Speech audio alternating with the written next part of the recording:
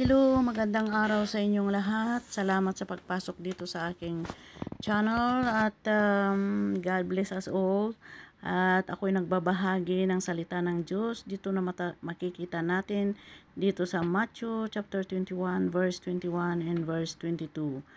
At ito po ay salita ng Diyos at ito po ay sagot ni Jesus sa kanyang mga disipulo nung sila ay nag-question.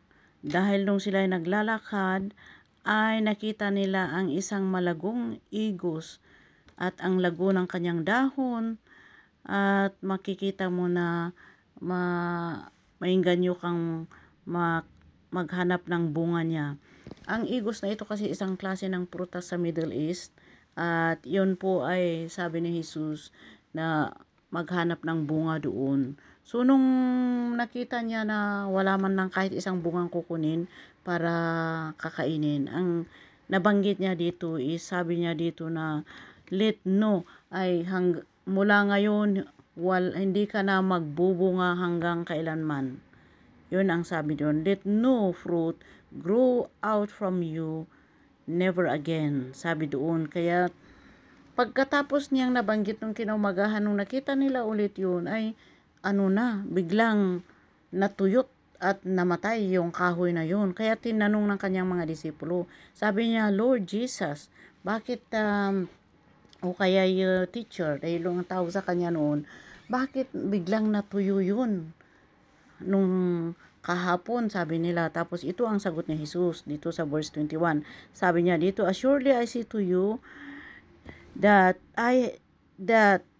if you have faith and do not doubt, you will not only do what was done to the fig tree, but also if you say to this mountain, be removed and be cast into the sea, it will be done. Sabi ni Jesus sa kanila na sigurado sasabihin ko sa inyo, ang kasiguraduhan sasabihin ko sa iyo, sabi niya.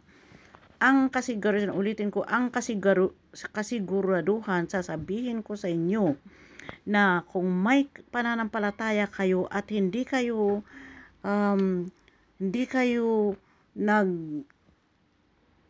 nagda-doubt, hindi kayo nagkakaroon ng hindi kayo na alinlangan, ay mangyayari din, magagawa nyo din ang nagawa ko o ang nangyari dito sa igos. At sasabihin ko pa sa inyo, hindi lang yan ang magagawa nyo, kundi pwede nyong sabihin dito sa bundok na lilipat doon sa karagatan ay mangyayari. At anuman ang iyong mga pinapanalangin, nananampalataya kayo o naniniwala kayo, ay matatanggap ninyo. Yun ang sabi ni Jesus sa kanilang mga disipulo. At ito ay sinasabi rin ni Jesus sa ating lahat hanggang ngayon, hanggang sa pagdating ni Jesus. Ito ang sinasabi ng salita sa atin ng Diyos. Kaya't itong sinabi niya dito ay nagpapahiwatig sa atin o kaya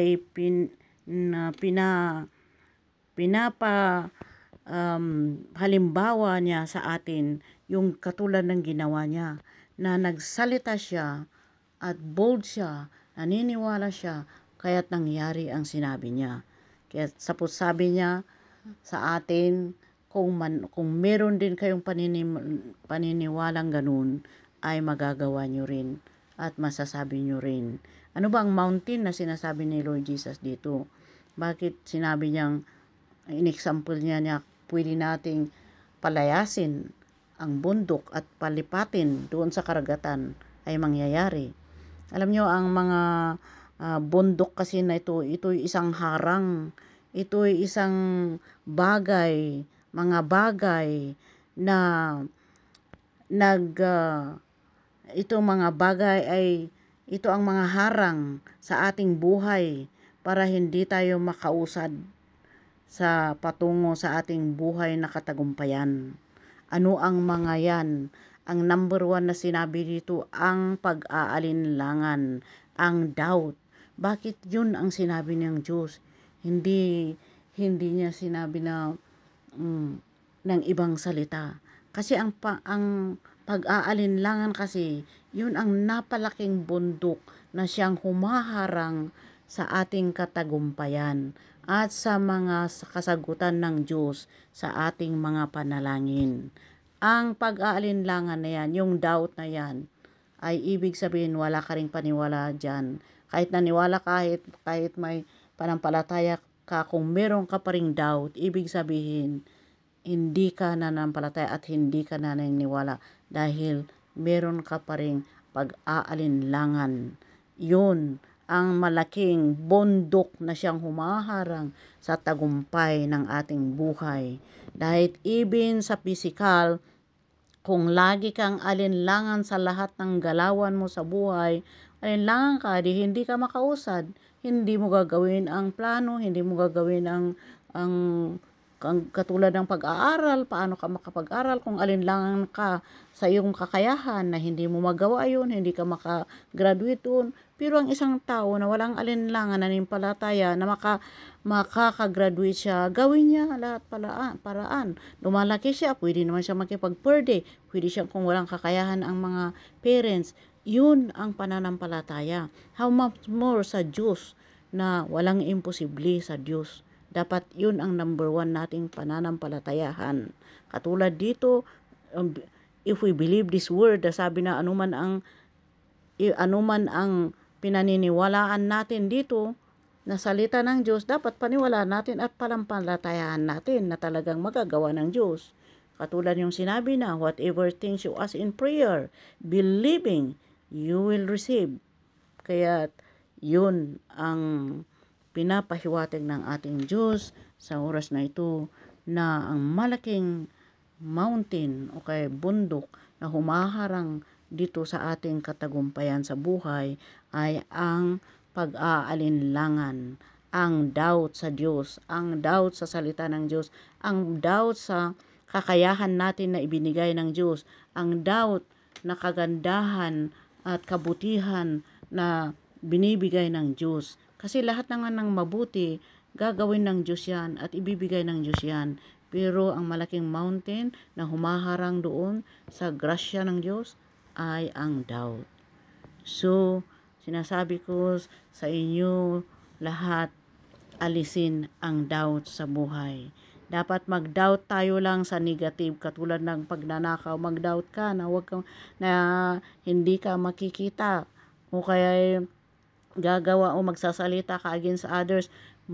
That's the thing that you should doubt, na hindi makakarating sa kanila ang sinasabi mong mali. Yun ang dapat pagdoubtan natin, yung mga gawa ng hindi mabuti. Kasi ang lahat ng hindi mabuti nanggagaling yan sa kaaway, sa demons. Kaya ang Diyos, lahat ng salita niya, dapat 100% yan paniniwala natin at pananampalatayahan natin. Ang pananampalataya kasi ay goes with action. Kasi if you believe only in just believing, I know that God is there, I know that God made me, I know, but there's no action. Hindi yan pananampalataya. Hindi na yan faith, kundi believing only. So that's why ito ang may babahagi ko sa lahat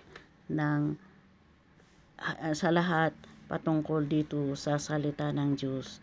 Ang wisdom o ang wisdom na nakita natin dito sa verse 22. So, believe and don't doubt. Dahil doubt hinders your prayer, hinders the answers of your prayer. Salamat at God bless us all, and I'll see you next time again. Come back and I will share you more.